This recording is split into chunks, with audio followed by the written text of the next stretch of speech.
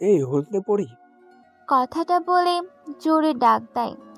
মিম চমকে উঠে, পিছনে ফিরে তাকায়, দেখে বাইকের উপর আরাম করে বসে একটা ছেলে সিগারেট টানছে আর তিনটা ছেলের পাশে দাঁড়িয়ে আছে। মিম বুঝতে পারছে না কাকে ডাকছে, হলদে পরি বলে। তাই সে আবার ঘুরে ঘুরে দেখতে থাকে ক্যাম্পাসটা, কিন্তু আবার কেউ। এই চোখে চশমা, হলুদ ড্রেস, তোমাকেই বলছি। কথাটা বলে ডাক দেয়। মিম আশেপাশে তাকিয়ে দেখে ক্যাম্পাসে এমন হলুদ ড্রেস সে ছাড়া আর কেউই পরেনি। তাই সে ছেলেগুলোর কাছে যেতে থাকে। মিম সবাইকে উদ্দেশ্য করে বলে, জি ভাইয়া, আমাকে এভাবে ডাকার কি কারণ? মিমের কথা শুনে নাহিদ হালকা করে ছোট্ট একটা হাসি দেয়। সিয়াম মিমকে বলে, মামুনি, ভার্সিটিতে নতুন এসেছো? মিম বুঝতে পেরেছে তার সাথে এখন কি করা হবে, তাই সে জবাব দেয়, জি ভাইয়া, প্রথম বর্ষে ভর্তি হয়েছি। আরাফ নিজের জায়গা থেকে হালকা সরে এসে মিমের পাশে দাঁড়িয়ে বলতে থাকে, তা মামনি, দেখতে তো খুব সুন্দর, রূপে তো আগুন ধরেছে। তা সেই আগুনের পড়ার একটু সুযোগ দিও আমাদের। মিম বুঝতে পারছে না কি বলছে এগুলো, তাই সে প্রশ্ন করে, ভাইয়া কি বলছেন? বুঝতে পারছি না। মিমের কথা শুনে নাহিদ বাইক থেকে নেমে সিগারেটের শেষ অংশে জোরে একটা টান দিয়ে মুখের সমস্ত ধোঁয়াগুলো মিমের মুখের উপর ছাড়ে। মিম জোরে জোরে কাশতে থাকে, যেন নিঃশ্বাস বন্ধ হয়ে যাওয়ার উপক্রম। মিমের অবস্থা দেখে সবাই জোরে জোরে হাসতে থাকে। নাহিদ মিমের একেবারে কাছাকাছি চলে আসে। দুজনের নিঃশ্বাস দুজনের মুখের উপর পড়ছে। মিমের খারাপ লাগছে, তবুও নাহিদকে কিছু বলছে না। নাহিদ ডান হাত নিয়ে মিমের চুলের পিছনে চাপ দিয়ে ধরে কানের কাছে মুখটা নিয়ে বলতে থাকে, তোকে আমার পছন্দ হয়ে গেছে। নাহিদের কথাটা শেষ হওয়ার সাথে সাথে মিম সামান্য দূরে যেয়ে নাহিদের বাম গালে কষে একটা চড় মেরে চিৎকার করে বলেন, তুই কি আমাকে সেসব মেয়েদের মতো পেয়েছিস যারা দেহ বিক্রি করে খায়? আমি কি পতিতা? এতই যদি মেয়েদের দেহের লোভ থাকে তাহলে পতিতারা চলে যা। কথাটা বলে মিম থামে না, দৌড়ে ক্লাসের দিকে চলে আসে। আর নাহিদ সেখানে দাঁড়িয়ে দাঁড়িয়ে বাম গালে হাত দিয়ে রাগে ফুঁসতে থাকে। এই ছেলে, তুমি অনেকক্ষণ ধরে দেখছি বাইরের দিকে চেয়ে আছো। নতুন এসেছো আর এখনই ক্লাসে মনোযোগ নেই। বাইরে তাকিয়ে কি দেখো? কথাটা শুনে রকি বাইরের দিকে দৃষ্টিটা সরিয়ে সামনে থাকা স্যারের দিকে তাকায়। তিনিই রকিকে উদ্দেশ্য করে কথাটা বলে। রকি এতক্ষণ বাইরের নাহিদের কর্মকাণ্ড দেখছিল আর রাগে ফুঁসছিল। রকির ক্লাসের জানালা দিয়ে ভালো করেই বোঝা যায় যেখানে নাহিদরা বসে থাকে। রকি নিজের মাথাটাকে ঠান্ডা করে স্যারকে জবাব দেয়, স্যার, কিছু দেখছিলাম না, এমনি ভালো লাগতেছিল না, তাই বাইরের দিকে তাকিয়েছিলাম। স্যার চশমা ঠিক করে রকিকে বলে, নতুন জায়গায় প্রথম প্রথম এমন মনে হবে, আস্তে আস্তে ঠিক হয়ে যাবে। তা তুমি কোথা থেকে এসেছো?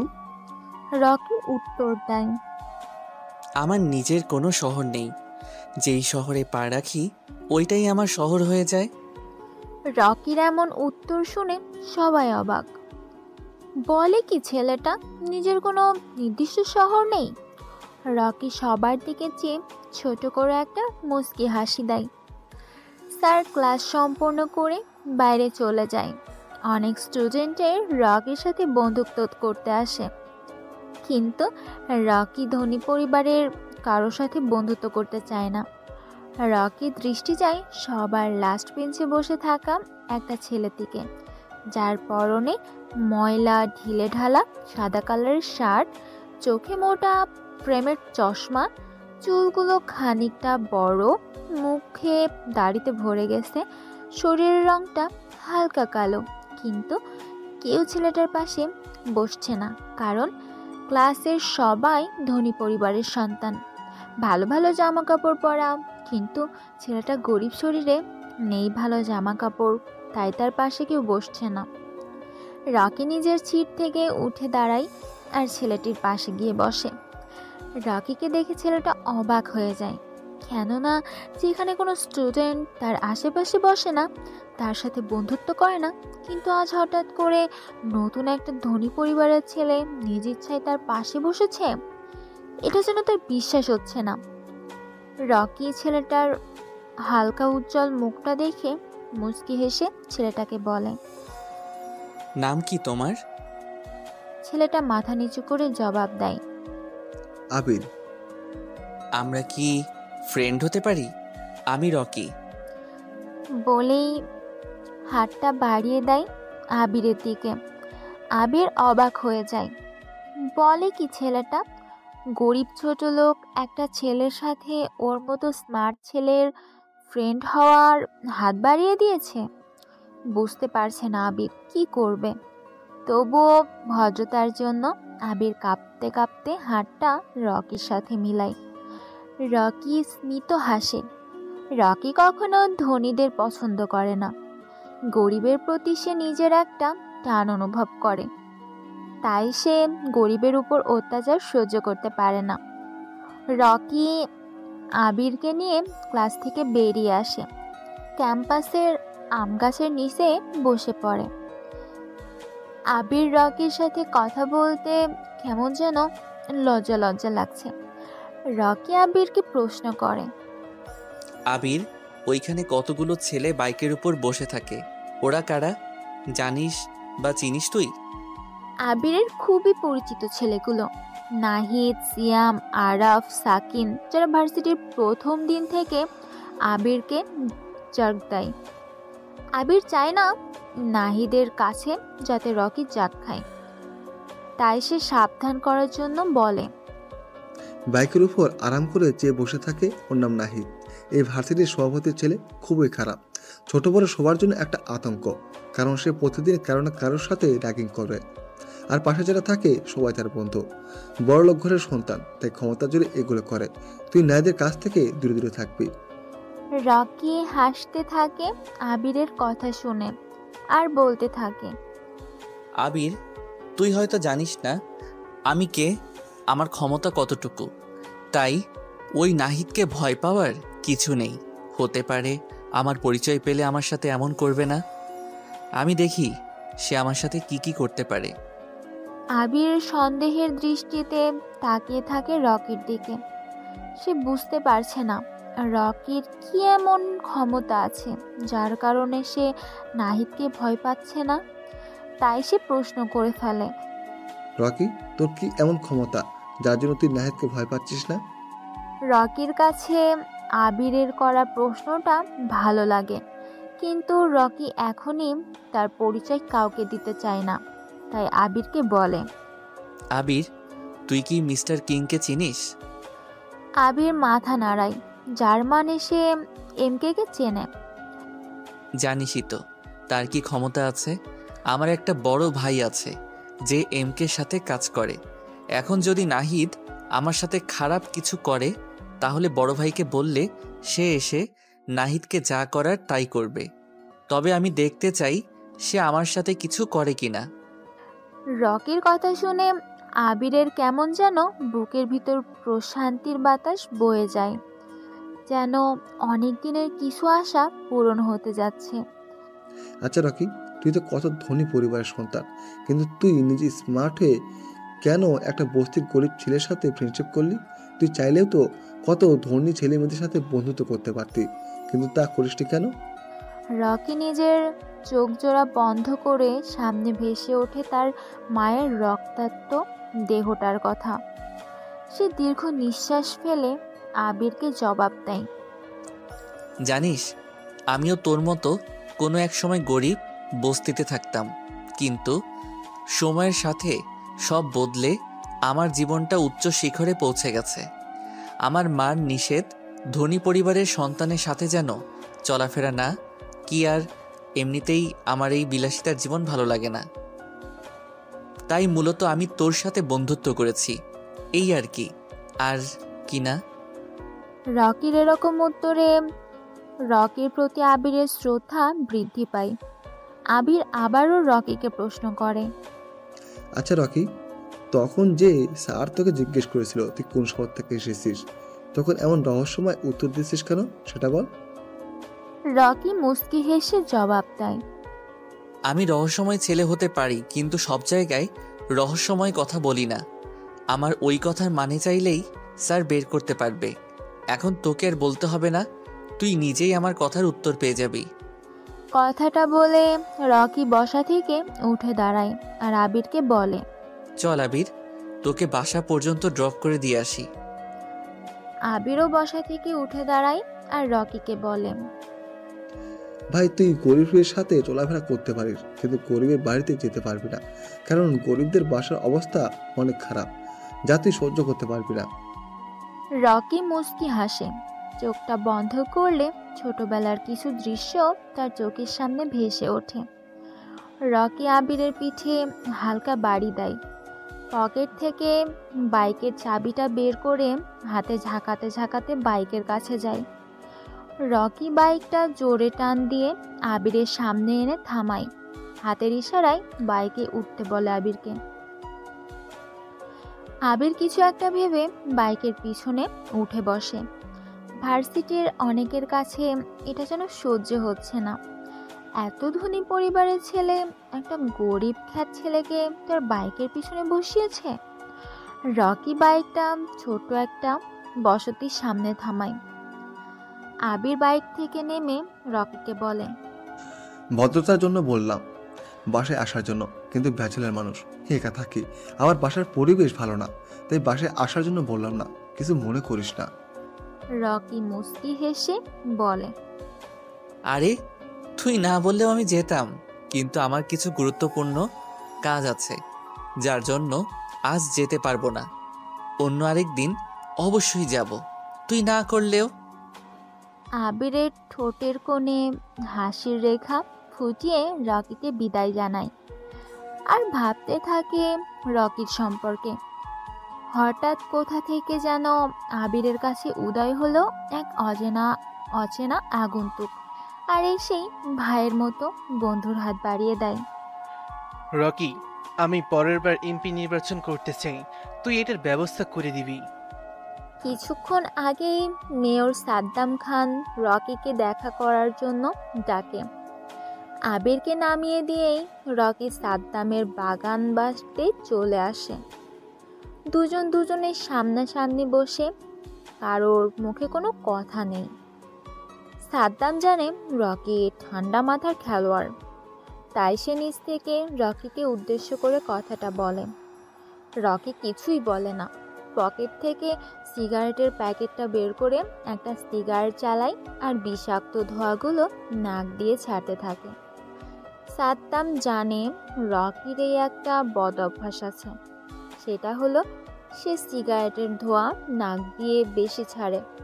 রকি একটু শব্দ করে হাসে, যেই হাসিতে লেগে আছে রহস্যময় কিছু আভা, আর সাদ্দামকে বলে, সাদ্দাম ভাই, সবাই জানে গুরুত্বপূর্ণ কথার সময় আমার হাসি আসে। কী জন্য হাসি পাই জানি না আমি, তবে আমার মাইন্ড খেলার জন্য হাসাটা খুবই প্রয়োজন। আমি জানতাম আজ হঠাৎ কেন আমাকে ডেকেছেন, তাই হেসেছি। তবে পরের বার এমপি নির্বাচন করতে হলে তো রফিক চৌধুরীকে সরিয়ে দিতে হবে।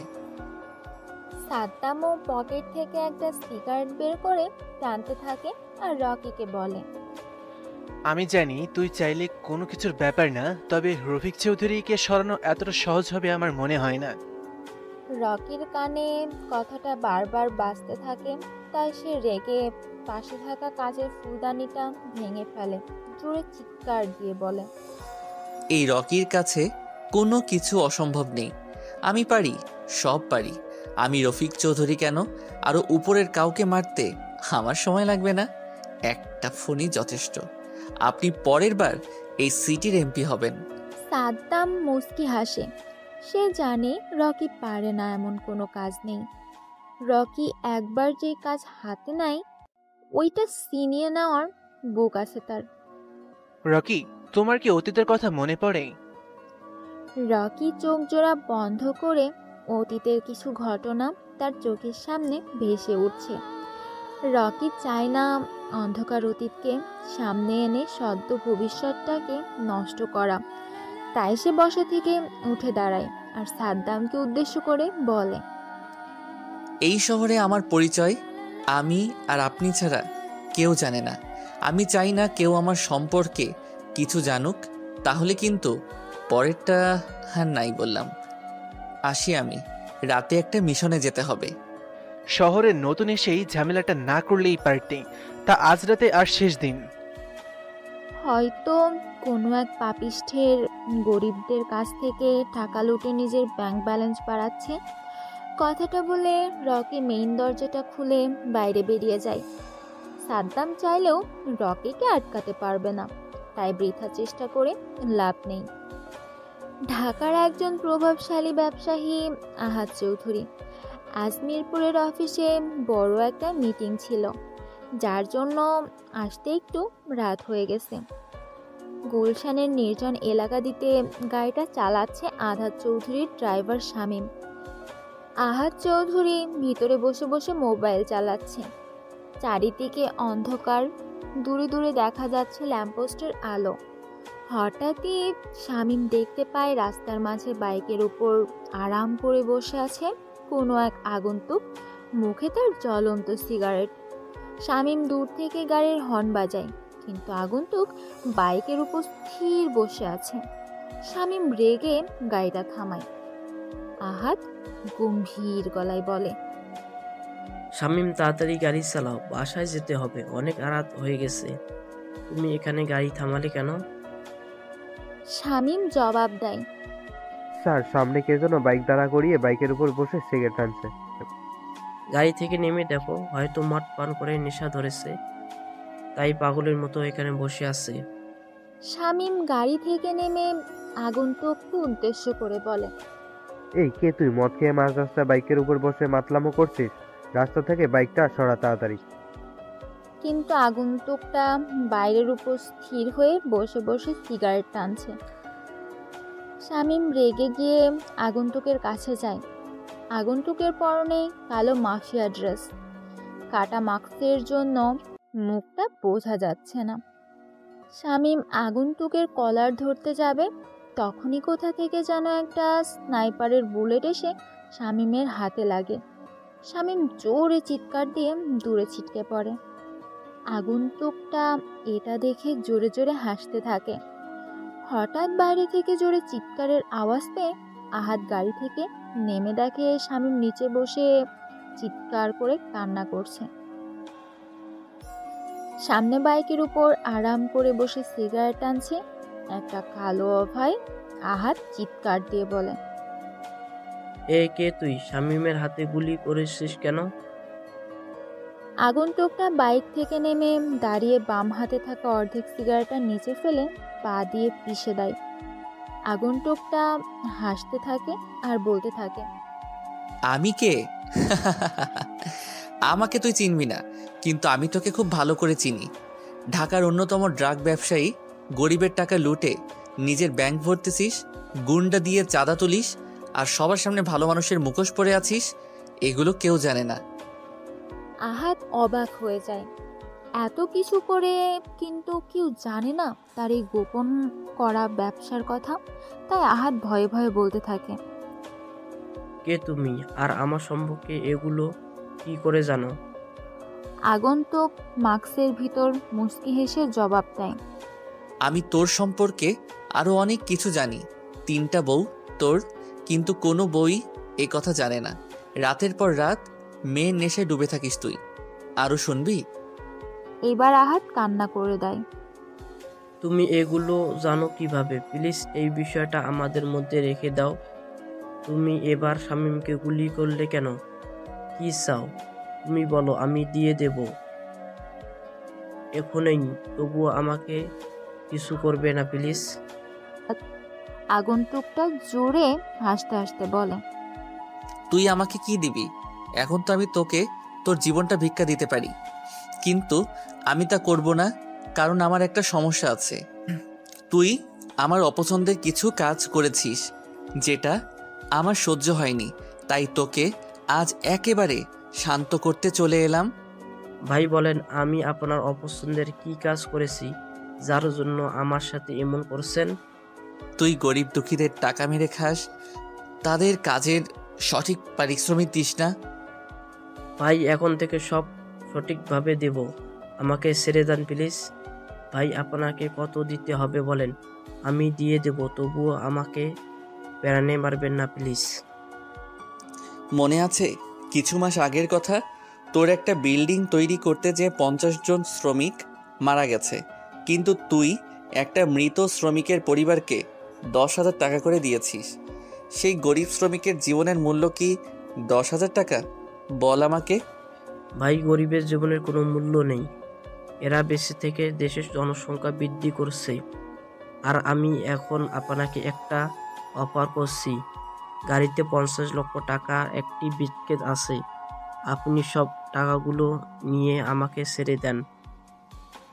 কথাটা শুনে আগন্তুকটা পিছন থেকে একটা ধারালো ছুরি বের করে আহাদের দিকে এগিয়ে যায়। আগন্তুকের কাণ্ডে আহাদ ভয় পেয়ে পিছিয়ে যায়, কিন্তু আগন্তুকটা আহাদের ডান হাত থেকে আহাতের ডান হাতটা ধরে কেটে ফেলে। হালকা চাঁদের আলো দূর থেকে ল্যাম্পপোস্টের আলোয় স্পষ্ট বোঝা যাচ্ছে, তাজা রক্তগুলো পিচ ঢালা রাস্তায় পড়ে যাচ্ছে। কুনুই আর কবজির মাঝ বরাবর থেকে কাটা হয়েছে হাতটা, কাটা অংশটুকু রাস্তায় পড়ে আছে। আহাদ ব্যথায় জোরে জোরে চিৎকার করে কান্না করছে। আগন্তুকটা জোরে জোরে হাসতে হাসতে বলে, তোর কি মনে হয় আমি মাটি দিয়ে তৈরি না? আমি পাথর দিয়ে তৈরি। হতে পারে মাটির তৈরি কিছু মানুষ আজ কাগজের তৈরি টাকার কাছে বিক্রি হয়ে যাচ্ছে, কিন্তু আমি তেমন না। একটা গরিবের জীবনের মূল্য তোর কাছে 10,000 টাকা, কিন্তু তোর জীবনটার দাম অনেক বেশি, 50 লক্ষ টাকা। গরিব মানুষ পৃথিবীতে থাকা মানে পৃথিবীর জনসংখ্যা বৃদ্ধি পাওয়া। আরে ওদের মতো গরিব বেঁচে না থাকলে তোর মতো ধনীদের নিজের কাজে নিজে করে খেতে হতো। আমি যেই ডিসিশন একবার নিয়ে নেই সেটা ভাঙার ক্ষমতা কারো নেই। আহাতের ভয় আর ব্যথায় গলা শুকিয়ে গেছে। এখন যদি পানি পান করতে করতে পারত তাহলে একটু শান্তি পেত। আহাদ এখন নিজের মৃত্যু যেন নিজের সামনে দেখতে পাচ্ছে। সে কাঁপা কাঁপা গলায় বলতে থাকে, ভাই আমাকে একটা সুযোগ দেন, আমি আর কখনো এমন করব না, আমাকে আমার জীবনটা ভিক্ষা দেন প্লিজ প্লিজ। সুযোগ? এই রকি কাউকে দ্বিতীয়বার চান্স দেয় না, তোর সময় চলে এসেছে। বলেই ধারালো ছুরিটা দিয়ে লম্বা করে বকের পাশে একটা আচার দেয়। আহাতের মুখ দিয়ে রক্ত বের হয়ে যায়, রাস্তায় পড়ে থাকে। আগন্তুক ছুরিটা দিয়ে আবারও আহাদের পেটের মাঝ বরাবর ঢুকিয়ে দেয়। আহাত নিচে পড়ে যায়, চোখ জোড়া ঘোলা অবস্থায় পৃথিবীর মায়া ছেড়ে চলে যায়। আগন্তুকটা আহাদের মৃতদেহের পাশে একটা কঙ্কালের ট্যাটু এঁকে বাইকটা নিয়ে গভীর অন্ধকার রজনীতে মিলিয়ে যায়। ব্রেকিং নিউজ, কাল রাতে কে বা কারা যেন গুলশানের 14 নম্বর ওয়ার্ডে ঢাকার টপ বিজনেসম্যান আহাদ চৌধুরীকে মারাত্মকভাবে খুন করে পালিয়ে যায়। আহাদ চৌধুরীর লাশের পাশে ওনার গাড়ির ড্রাইভার শামীমকেও আহত অবস্থায় পাওয়া যায়। শামীমকে ঘটনাস্থল থেকে হসপিটালে ভর্তি করা হয়। শামীমের জ্ঞান ফিরলে জিজ্ঞাসাবাদ করা হবে। আহাদ চৌধুরীর লাশটা ময়নাতদন্তের জন্য পাঠানো হয়েছে। এখনো কোনো ক্লু পাওয়া যায়নি খুন সম্পর্কে। আজ এই পর্যন্ত। এতক্ষণ আমাদের সাথে থাকার জন্য ধন্যবাদ। শহরের সব জায়গায় খবরটা ছড়িয়ে পড়েছে। আবির ভার্সিটিতে আসার সময় একটা দোকানে দাঁড়িয়ে চা খাচ্ছিল আর টিভিতে সংবাদটা দেখছিল। সংবাদ দেখে তার শরীরের লোম দাঁড়িয়ে যায়। আবার আহাদের লাশের পাশে কঙ্কালের ট্যাটু, পাশে বড় করে এমকে লেখা, তার মানে খুনটা মিস্টার কিং করেছে। ভাবতেই আবিরের ঘাম বেরিয়ে যাচ্ছে। সে এত কিছু না ভেবে ভার্সিটির দিকে রওনা দেয়। রকি আজও তার R15টা নিয়ে ভার্সিটিতে প্রবেশ করে। বাইকটা পার্ক করে ক্লাসরুমের দিকে আসবে, তখনই কোথা থেকে একটা মেয়ে এসে রকিকে জড়িয়ে ধরে। রকি অবাক হয়ে যায়। হঠাৎ করে অচেনা অচেনা একটা মেয়ে এমন কাজ করবে ভাবতেই পারছে না। এই কে আপনি, আর আমাকে এইভাবে জড়িয়ে ধরার মানে কি? আমি নীলা, তোমার সাথেই পড়ি। কাল তোমাকে দেখে তোমার উপর ক্র্যাশ খেয়েছি। জীবনে প্রথম কোনো ছেলেকে দেখে আমার এত পছন্দ হয়েছে। আমি তোমাকে ভালোবাসি। হোয়াট? কি বলছেন আপনি? আপনার মাথা ঠিক আছে? কালকের দেখায় আজই ভালোবেসে ফেলেছেন আমাকে? এগুলোকে ভালোবাসা বলা হয় না, আবেগ। সব কিছুদিন পর সব ঠিক হয়ে যাবে। রকি, সত্যি আমি তোমাকে ভালোবেসে ফেলেছি। এটা আবেগ না, এটা আমার ভেতর থেকে আসা অনুভূতি। বিশ্বাস করো আমাকে, প্লিজ অ্যাকসেপ্ট করে নাও আমাকে। দেখেন নীলা, আপনাকে আমি আজ প্রথম দেখেছি, আর আজই ভালোবাসি বলে দিব এটা সম্ভব না। ভালোবাসার প্রধান অস্ত্র হলো মন। দুইটা মন মিল থাকলে ভালোবাসা হয়, কিন্তু আমি এখনো আপনার প্রতি কিছু ফিল করতে পারছি না, তাই এটাকে বোকামি ছাড়া আর কিছুই বলবো না আমি। আচ্ছা, সময় নাও, কিন্তু বেশি সময় আমি তোমাকে দিতে পারবো না। আরেকটা কথা, তুমি এখন আমার জিনিস, কোনো মেয়ের দিকে চোখ তুলে তাকাবে না। বুঝতে পারছো আমার কথা? রকি বিরক্ত বোধ করছে নীলার সাথে কথা বলতে। মেয়েটা বেশি কথা বলে, যা রকির একটুও ভালো লাগে না। তাই মাথাটা নাড়িয়ে ক্লাসের দিকে চলে আসে। ক্লাসে এসেই চোখ যায় পিছনের সিটে আবিরের সাথে কিছু ছেলে মজা করছে, আর আবির মাথাটা নিচু করে সব সহ্য করছে। রকির যেন এটা সহ্য হয় না, তাই রেগে সেখানে যে বলতে থাকে, এখানে কি হচ্ছে? সবাই আবিরের সাথে এমন করছো কেন? পিছন থেকে রকির গলার আওয়াজ পেয়ে সবাই পিছনে ফিরে তাকায়। দেখে রকি রাগী মুডে দাঁড়িয়ে আছে। ছেলেগুলোর মধ্যে থেকে ইয়াসিন নামের ছেলেটা হাসতে হাসতে বলে, সবাই দেখ, আবিরের বড়লোক বন্ধু চলে এসেছে। শালা যে কি করেছে কে জানে, যার জন্য রকির মতো ধনী একটা ছেলে খ্যাতটার সাথে বন্ধুত্ব করেছে। এই ছেলে, মুখ সামলে কথা বলো। আবির প্রথমে এসে আমার সাথে বন্ধুত্ব করেনি, বরং আমি আগে যে বন্ধুত্বের হাত বাড়িয়ে দিয়েছি। তোমাদের যা বলার আমাকে বলো। আবিরকে এগুলো বলছো কেন? রকির কথা শুনে সবাই অবাক। রকি ছেলেটা বলে কি এত ধনী হয়েও গরিব ছেলের সাথে নিজ ইচ্ছায় বন্ধুত্ব করছে? ছেলেগুলো সেখানে আর দাঁড়ায় না, চলে আসে নিজ নিজ সিটে। রকি যে আবিরের পাশে বসে। আবির মাথাটা উঁচু করে রকিকে বলে, রকি, আমার জন্য তোকে অনেক কথা শুনতে হবে। এর চেয়ে ভালো হবে তুই আমার সাথে আর বন্ধুত্ব রাখ না। আবিরের কথা শুনে রকি মুচকি হেসে বলে, বন্ধুত্ব যখন করেছি সেটা ধরে রাখার শক্তি আমার আছে। কথায় আছে না যে পিছু লোকে কিছু বলে, ঠিক তেমনি অনেকে অনেক কিছু বলবে, কিন্তু তোকে থামা যাবে না। তাহলে তুই উচ্চ শিক্ষরে পৌঁছাতে পারবি। আচ্ছা আবির, তুই আমাদের ক্লাসের নীলা নামের মেয়েটাকে চিনিস? ভালো করে চিনি। কেন, তুই হঠাৎ নীলার কথা জিজ্ঞেস করছিস কেন? কিছু হয়েছে? না, তেমন কিছু হয়নি। ক্লাসে আসার আগে আমাকে প্রপোজ করেছে, কিন্তু আমি সময় নিয়েছি। বলতে পারিস বিরক্ত লাগে মেয়েটাকে। এখন নীলার সম্পর্কে তুই যা জানিস আমাকে বল। ন্যায়দের ছোট বোন নীলা খুবই রাগী একটা মেয়ে। আমাকে একদমই সহ্য করতে পারে না। গরিবদের দু চোখে দেখতেই পারে না। বড় লোকের মেয়ে ভাবে একটু বেশি দেখায়। ভালো না মেয়েটা, আমার কাছে মনে হয়। এবার তুই ভেবে দেখ, সম্পর্ক করবি নাকি করবি না। আমার কাছেও মেয়েটা ভালো মনে হয়নি। আবার সামনে আসলে না করে দিব, আর আমি ভালো মেয়ে না পেলে এইসবে জড়াবো না। আবির কিছু বলতে যাবে, এর আগে ক্লাসে স্যার চলে আসে। সবাই স্যারকে সম্মান জানায়। স্যার ক্লাস করাতে করাতে একসময় স্যার রকিকে প্রশ্ন করে, এই নতুন ছেলে রকি, তুমি দাঁড়াও। রকি বসা থেকে উঠে দাঁড়ায় আর বলে, জি স্যার। স্যার এমন একটা প্রশ্ন করে যা শুনে রকি মুচকি হেসে জবাব দিতে শুরু করে, আচ্ছা রকি, তুমি তো নতুন, তাহলে তোমাকে সহজ একটা প্রশ্ন জিজ্ঞেস করি। অনেকেই বলে ধনীরা নাকি গরিবের হক মেরে খায়। এই সম্পর্কে তোমার কি মতামত? তুমি নিজে থেকে ব্যাখ্যা করো। রকি স্যারের প্রশ্ন শুনে মুচকি হাসে, কারণ প্রশ্নের উত্তরটা তার জানা আছে, তাই সে বলতে থাকে, স্যার, সব ধনী লোক যে গরিবের কাছ থেকে তার হক মেরে খায় এটা আমি বলবো না, কারণ মানুষের মধ্যে ভালো খারাপ আছেই। হয়তো কিছু লোক মনে করে গরিবের হক মেরে নিজে আরও ধনী হয়ে যাবে, আবার কিছু লোক নিজের সম্পদ কমানোর জন্য গরিব দুঃখীদের দান করে দেয়। এই শহরে এমন অনেক প্রভাবশালী লোক আছে যারা গরিবের হক মেরে খায়, কিন্তু দেখা গেছে কিছুদিন পরই সে কোনো কঠিন রোগে আক্রান্ত হয়ে মারা যাচ্ছে।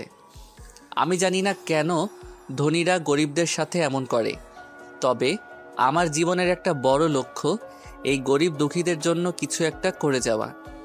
স্যার, আমার অবস্থানটা যতই দূরে বা বড় হোক না কেন, গরিবের সাথে কেমন যেন একটা আত্মার সম্পর্কে প্রকাশ পায় আমার মাঝে। আমি এখানে কারো প্রিয় হওয়ার জন্য মিথ্যে মিথ্যে কথা বা উদ্দেশ্য করিনি, যতটুকু পেরেছি নিজ থেকে উপস্থাপন করেছি। ধন্যবাদ। রকি, তুমি ঠিক বলেছ। আমাদের সবারই উচিত গরিবদের জন্য নিজের সাহায্যের হাত বাড়িয়ে দেওয়ার।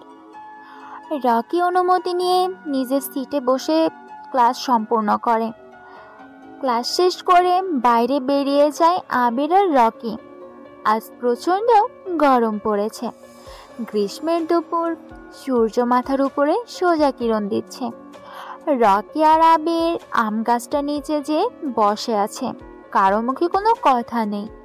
পিনপিন নীরবতা বিরাজ করছে দুজনের মধ্যে। নীরবতা ভেঙে প্রথমে রকি বলা শুরু করে, কিরে আবির, চুপ করে আছিস কেন? মন খারাপ নাকি? না রে, বসে বসে তোর কথা চিন্তা করছি। রকি অবাক হয়ে বলে, আমার কথা আবার কি চিন্তা করছিস? আবির মুচকি হাসি দিয়ে বলে, তুই একজন ধনী পরিবারের ছেলে হয়ে গরিবের প্রতি তোর কত ভালো ভালো ধারণা, কিন্তু কিছু ধনী ছেলে মেয়ে আছে যারা গরিবদের জন্য সহ্য করতে পারে না। তুই তাদের তুলনায় কত আলাদা, এটা চিন্তা করছিলাম। আবির শোন, যখন তোর কাছে অনেক অনেক টাকা থাকবে তখন তুই ভুলে যাবি যে তুই কে, আর যখন তোর কাছে টাকা থাকবে না তখন সমস্ত পৃথিবী ভুলে যাবে তুই কে। রকি, তুই কি জানিস তুই খুবই রহস্যময় কথা বলিস? রকি মুচকি হাসে, জানি আমি রহস্যময় কথা বলি, কিন্তু তা বের করার জন্য রহস্যময় লোকের প্রয়োজন। রকি, সকালের সংবাদ দেখেছিস? কাল রাতে কে বা কারা যেন আহাদ চৌধুরীকে মেরে পালিয়ে গেছে। আহাদ চৌধুরী? সেটা আবার কে? আমি তো চিনি না, তবে সকালে ভার্সিটিতে আসার সময় অনেকের মুখে বলতে শুনেছি আহাদ চৌধুরী নামে কাউকে সন্ত্রাসীরা মেরে পালিয়ে গেছে। তুই ঢাকায় থাকিস আর আহাদ চৌধুরীকে চিনিস না? আহাদ চৌধুরী হচ্ছে ঢাকার টপ বিজনেসম্যান, কিন্তু লোকটা বেশি ভালো ছিল না। কেন, উনি আবার কি করেছে? কিছুদিন আগে ওনার একটা বিল্ডিং ভেঙে পড়ে 50 জনের মতো লোক মারা গেছে। সবাই আমাদের বস্তিতে থাকতো। মৃত শ্রমিকদের পরিবারকে ক্ষতিপূরণ হিসেবে 10,000 টাকা করে দিয়েছে। ওনার কাছে একজন গরিব শ্রমিকের জীবনের মূল্য মাত্র 10,000 টাকা। তাই আমার কাছে মনে হয়েছে আহাদ চৌধুরীর মৃত্যু হওয়াতে অনেকেই খুশি। আমার কি মনে হয় আবির আহাদের খুনটা হয়েছে তার এই অপকর্মের জন্য। লোকটাকে দেখতেই কেমন জানি খারাপ খারাপ মনে হয়। ঠিক বলেছিস তুই। রকি দেখ, সামনে তাকে নাইদ ভাই আমাদের হাতের ইশারায় ডাকছে। চল আমরা এখান থেকে চলে যাই, নয়তো উনি কোনো না কোনো ঝামেলা করে আমাদের সাথে। সিনিয়র বড় ভাই ডাকছে, এখন তো যেতেই হবে, যতই ঝামেলা করুক। চলো আমার সাথে। কিরে আবির, কতক্ষণ ধরে তোকে ডাকছি, আসতে এত লেট হলো কেন? আবির মাথাটা নিচু করে জবাব দেয়, ভাই হাতে ইশারায় ডাকছিলেন তো তাই বুঝতে পারছিলাম না কাকে ডাকছিলেন, দুঃখিত ভাই। বুঝতে পারছি। তা এই নতুন ছেলেটা কে? ভার্সিটিতে নতুন এসেছে মনে হচ্ছে। জি ভাই, নতুন ভর্তি হয়েছে আমাদের সাথেই। এই তোর নাম কি? রকিকে উদ্দেশ্য করে বললাম। ভাই ওর নাম রকি। আমি তোকে জিজ্ঞেস করছি। আবির মাথাটা নিচু করে বলে, জি না ভাই। এই রকি, তুই আমাকে চিনিস না আমি কে? না ভাইয়া, আমি আপনাকে চিনি না। আর আমি তো কালকে মাত্র ভর্তি হয়েছি, কারো সাথে তেমন পরিচয় হয়নি। তা এবার আপনার পরিচয়টা দিয়ে দেন। আমি নিজের পরিচয় নিজেতে পছন্দ করি না। কিছুদিন ভার্সিটি ঘোরাঘুরি কর, এমনিতে আমার পরিচয় ভাইয়া যদি কোনো গুরুত্বপূর্ণ কিছুর জন্য ডেকে থাকেন তাহলে বলেন, নয়তো আমরা চলে যাই।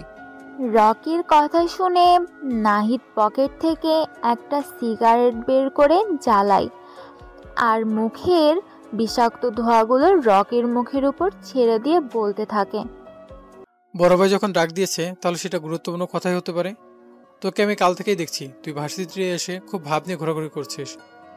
কালই বলতাম, কিন্তু প্রথম দিন তাই কিছু বলিনি। আজ আবার তুই একটা ভুল করলি। কেন ভার্সিটি এত ভাব ধরে আসতে হবে তোর?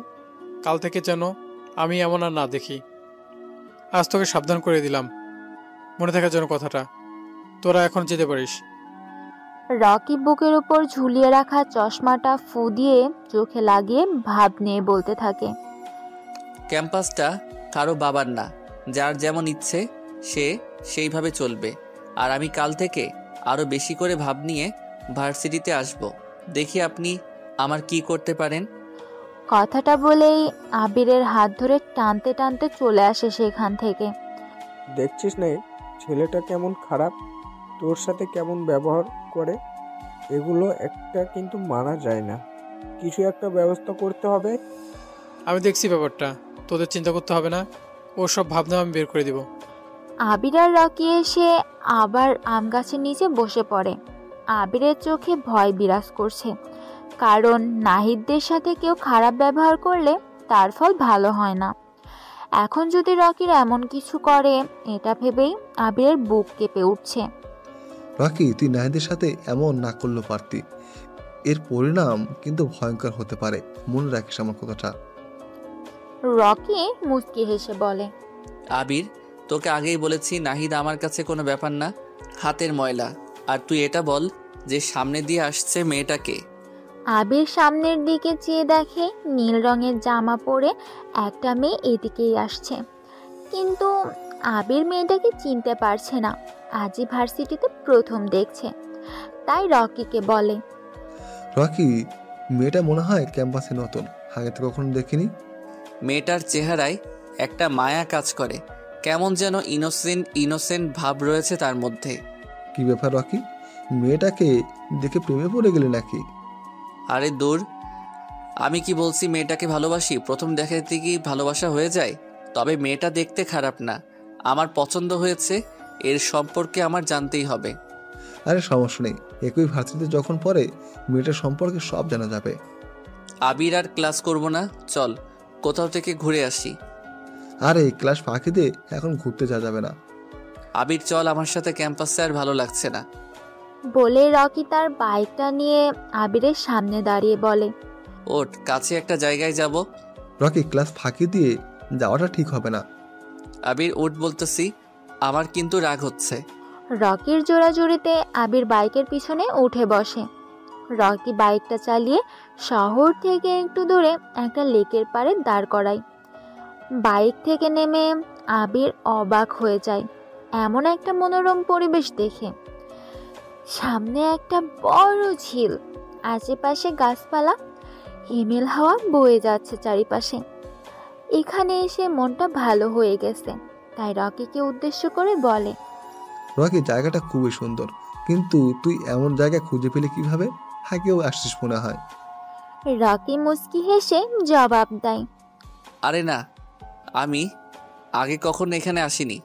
এই জায়গার নাম অনেক শুনেছি, তাই আসলাম তোকে নিয়ে। আবির আর রকি কিছুক্ষণ পর সেখান থেকে চলে আসে। আবিরকে নামিয়ে দিয়ে চলে আসবে তখনই রকির মোবাইলে একটা কল আসে।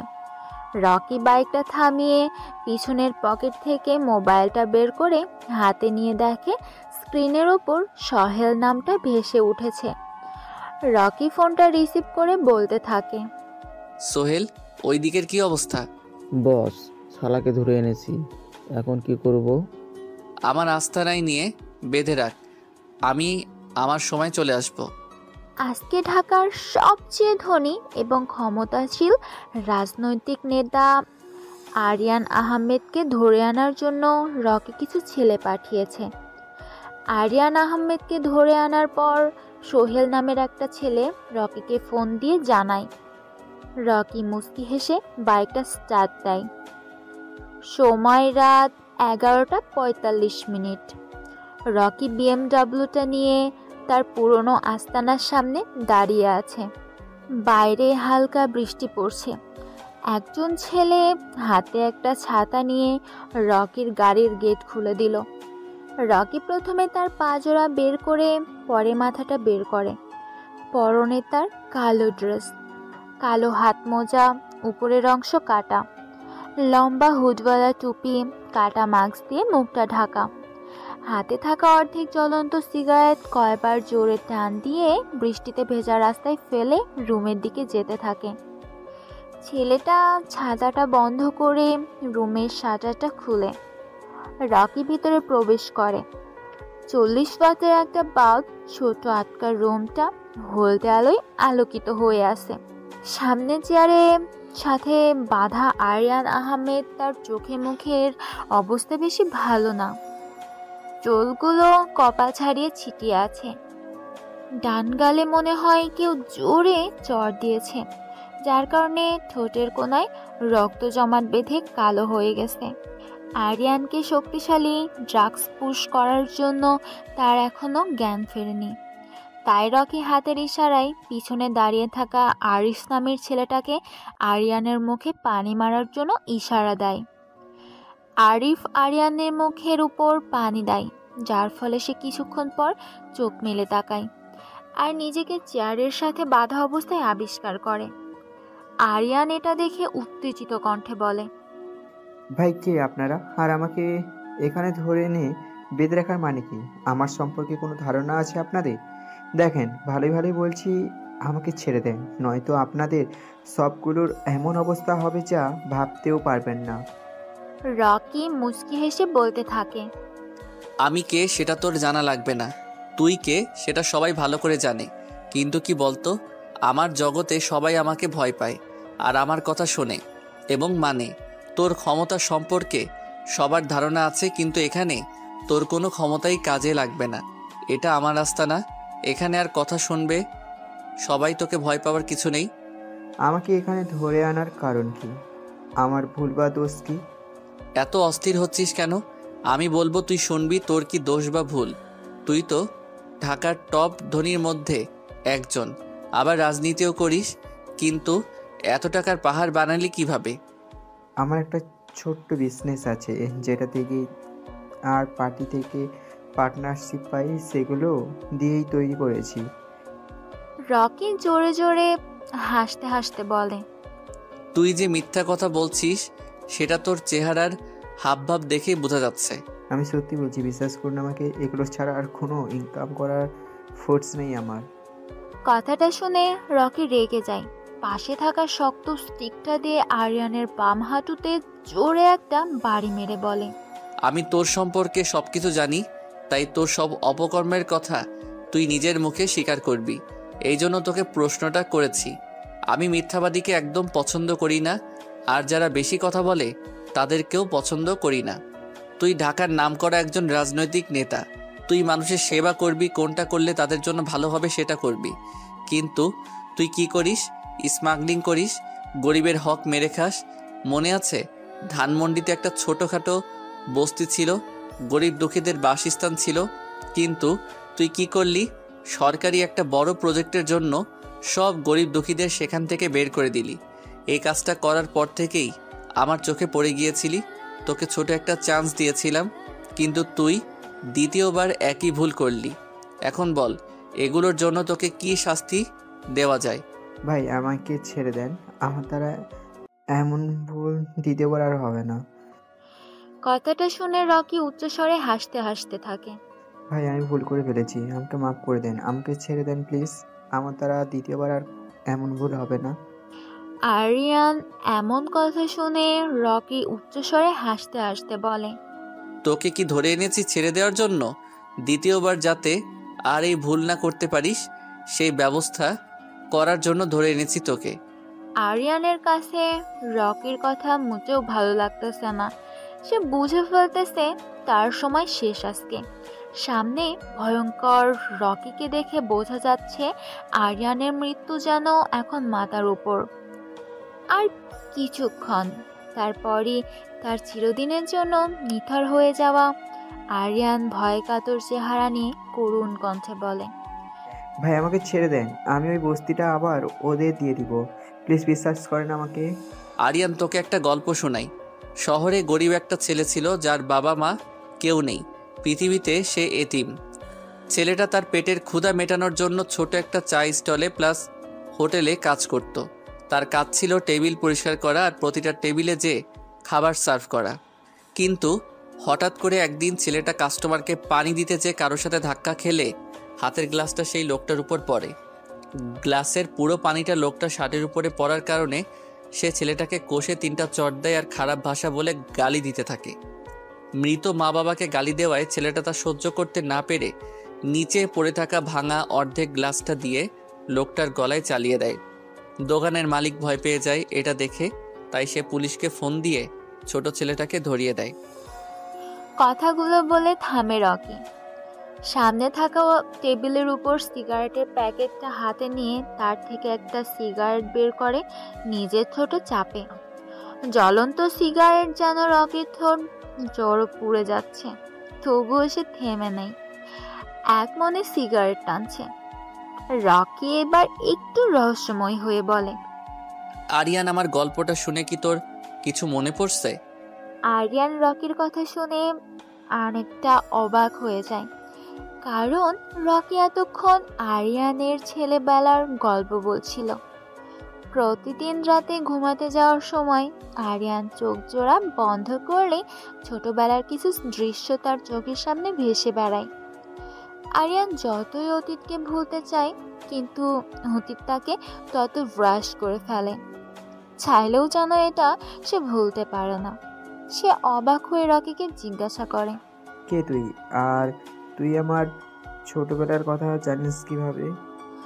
রকি সিগারেটে আরেকটা টান দিয়ে বলে, তোকে আগেই বলেছি আমি কে, তা তোর না জানলেও চলবে। আর তোর ছোটবেলার গল্প আমার অজানা নয়। এখনো কিছু ঘটনা বাকি আছে, শুনতে থাক। ছেলেটার বয়স কম থাকায় তার শাস্তি কম হয়। দীর্ঘ 14 বছর পর ছেলেটা জেল থেকে ছাড়া পায়, চলে আসে পুরনো সেই বস্তিতে যেখানে সে ছোট থেকে বড় হয়েছে। বস্তির সবাই ছেলেটাকে মুন্না নামে চিনত। এলাকায় ছোটখাটো মাস্তানি করত, কিন্তু একদিন ভাগ্য তার সহায় হয়। এলাকার সবচেয়ে ধনী ব্যক্তির বাড়িতে সে আর তার কিছু বন্ধু মিলে ডাকাতি করে। এভাবে তারা একটা গ্যাং তৈরি করে ফেলে, যার লিডার হয়ে যায় মুন্না ভাই। কিছু বড় বড় রাজনৈতিক নেতার সাথে ঘোরাঘুরি করে রাজনীতিতে ঢুকে যায়। আস্তে আস্তে রাজনীতি করতে করতে ভালো পজিশনে পৌঁছে যায়।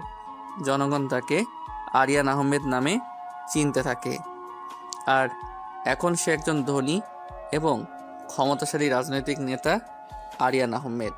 তুই আমাদের সম্পর্কে এত কিছু জানলি কিভাবে? আমি চাই তুই সাধারণ কেউ না, কিন্তু তুই আমার সাথে এমন করে কি পাবি? তো যত টাকা লাগে আমি দিব, তবু আমাকে এখান থেকে মুক্তি দে। থাক না কিছু কথা অজানা। মানুষ জাতিটাই এমন, সারা জীবন সফল জীবনযাপন করে মৃত্যুর সময় আফসোস করে মারা যায়। তোর ভুল একটাই, তুই গরিব দুঃখীদের প্রতি অবিচার আর অত্যাচার করিস। তোর অনেক টাকা হয়ে গেছে। অর্থ মানুষকে পিশাচ করে তোলে, আবার অর্থই মানুষকে মহৎ করে তোলে। আবার তুই তোর নামটা ভালো জায়গায় নিয়ে গেলি না। এখন তোর জীবন বাঁচাতে তোর টাকা ক্ষমতা কোনোটাই কাজে আসবে না। দয়া করে আমাকে ছেড়ে দে। আমি এখন থেকে গরিব দুঃখীদের প্রতি অবিচার আর অত্যাচার করব না। আমি কাউকে দ্বিতীয়বার সুযোগ দেই না।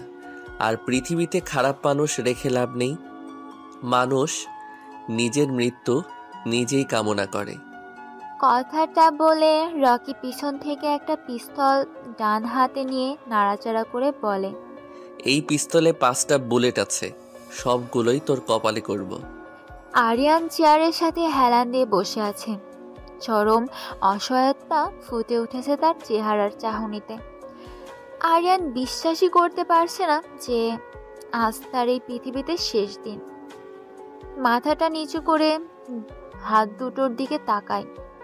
এই 2টা হাত দিয়ে কতই না মানুষকে হত্যা করেছে সে। আরিয়ার মৃত্যুর কথা বারবার জপছে, জীবনের এই শেষ বেলায় সে নিজের অপরাধ নিয়েও চিন্তিত। নিচু গলায় রকিকে উদ্দেশ্য করে বলে, আকাশ সমান আমার অপরাধ, তবুও তোমার কাছে আমার আত্রি। তোমার দয়া আমার জন্য সম্ভাবনা, হিসেব শুধু শাস্তি আমার পাওনা। আরিয়ানের এমন আবেগী কথাই রকির মন একটুও নরম হয় না। পিস্তলটা সোজা কপাল বরাবর তাক করে।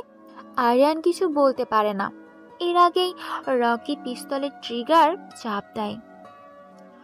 100 ডিগ্রি সেলসিয়াস তাপমাত্রায় গরম বুলেট আরিয়ানের কপালটা ভেদ করে চলে যায়। কপাল থেকে তাজা রক্ত বের হচ্ছে। আরিয়ানের প্রবল ভয় আর অস্থিরতা গ্রাস করছে। মৃত্যুকে এত কাছ থেকে দেখে আরিয়ানের এমন অবস্থা দেখে রকি হি হি করে হেসে বলে ওঠে, মরণের কষ্ট কেমন লাগে আরিয়ান? দেখ কত নিষ্পাপ মানুষ খুন করেছিস তুই। আরিয়ানের শ্বাস ভারী হয়ে এসেছে। মুখটা হা করে কি যেন বলতে চাচ্ছে সে। সবার আগ্রহ তার দিকে। আওয়াজ থেমে গেছে, মুখ বন্ধ হয়ে এলো। আরিয়ানের বিশ্বকাঁপানো একটা ডাক তুলে ঢলে পড়ল চেয়ারের সাথে। তার প্রাণ পাখি তখন আকাশের পথে। রকি চেয়ার থেকে উঠে দাঁড়ায়। হাতের সিগারেটটা শেষ হয়ে গেছে। সেটা মাটিতে ফেলে রুমে শাটারের দিকে যেতে থাকে। তখনই পিছন থেকে সোহেল বলে, বস, শালাকে কোথায় ফেলে দেব? ঢাকা বিশ্ববিদ্যালয়ের মেইন গেটের সামনে, আর পাশে এমকে আর কঙ্কালের ট্যাটু আঁকতে ভুলবি না। রকি সেখানে আর দাঁড়ায় না, বাইরে চলে আসে। বৃষ্টিটা এখন কমে গেছে, তাই সে নিজের হেঁটে গাড়িতে যে উঠে রাতের আধারে মিলিয়ে যায়। আজ সকালে ঢাকা বিশ্ববিদ্যালয়ে মেন গেটের সামনে থেকে ঢাকার সবচেয়ে ধনী এবং ক্ষমতাশালী রাজনৈতিক নেতা আরিয়ান আহমেদের মৃতদেহ পাওয়া গেছে। 2 দিনে 2টা ক্ষমতাশীল ব্যক্তির মৃতদেহ পাওয়া গেছে। এটা নিয়ে শহরে বিশৃঙ্খলা সৃষ্টি হচ্ছে। পুলিশের ধারণা বাংলাদেশের মাফিয়া কিং মিস্টার কিং এই খুন দুটো করেছে। পুলিশ এখনো তদন্ত করে কোনো ক্লু বের করতে পারছে না। এতক্ষণ আমাদের সাথে থাকার জন্য ধন্যবাদ। আবির আর রকি ছোট একটা চা স্টলে বসে চা খাচ্ছিল। তখনই টেলিভিশনে সাংবাদিক কথাটা বলছে। এই কথাটা শুনে আবির রকিকে উদ্দেশ্য করে বলে, দেশে যে কি হচ্ছে বুঝতে পারছি না, একের পর এক খুন হয়ে যাচ্ছে, পুলিশ কি করে জানে? আবিরের কথা শুনে রকি মুচকি হেসে বলে, টেলিভিশনে দেখলি কি বলল? খুনগুলো কে করেছে? এম কে করেছে। তার সম্পর্কে মনে হয় তোর কোনো ধারণা নেই। সারা বাংলাদেশের সবচেয়ে ভয়ঙ্কর মাফিয়া কিং। ছোট বাচ্চা না ঘুমালে মায়ের এমকে নাম বললে বাচ্চারা ভয়ে ঘুমিয়ে পড়ে। এমপি, মন্ত্রী, মেয়র যা আছে সব তার আন্ডারে। তুই এমকে সম্পর্কে এত কিছু কিভাবে জানিস? তুই কি কখনো তাকে দেখেছিস? এমকে সম্পর্কে আমার অনেক কিছু জানা, যা সে নিজেও জানে না। আমি এমকে কে কিভাবে দেখব, যেখানে তার নিজের লোকেরাও আজ পর্যন্ত দেখেনি। এমকে কে দেখা যায় না, শুধু অনুভব করা যায়। ঝড়ের বেগে তার অস্তিত্বের বাতাস বোঝা যায়। কোনো এক অজানা শহরের শান্ত একটা ঠান্ডা মাইন্ড গেমার নামক ছেলে, যার পদবি এমকে দেওয়া হয়েছে। সে যেই শহরে পা রাখে ওই শহরটা ওর হয়ে যায়। শত্রুর মনে ভয়ানক কম্পন সৃষ্টি করে। আবিরের সন্দেহের দৃষ্টিতে তাকিয়ে রকিকে বলে, রকি, তোর আসল পরিচয় কি? কে তুই? তুই কি আমাকে কোনোভাবে সন্দেহ করছিস? তাহলে সেটা ভুল। আমি তোর বন্ধু রকি। আমার কাছে তোকে কেমন যেন রহস্যময় লাগছে। তুই এমকে সম্পর্কে এত কিছু জানিস। আমার মনে হয় না কোনো পুলিশ প্রশাসন এত কিছু জানে না, তাই তোকে একটু সন্দেহ করছি, এই আর কি। আমাকে আবার কি রকম রহস্যময় লাগে?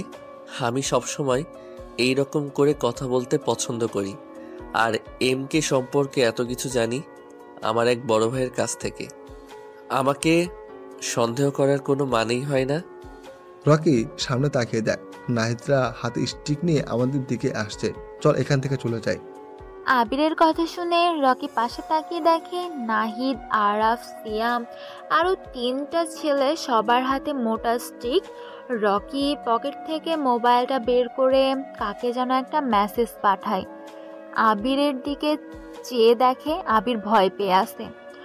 রকি আবিরের পিঠে হালকা বাড়ি দিয়ে বলে, আমরা এখান থেকে কোথাও যাব না, এখানে বসে থাকবো।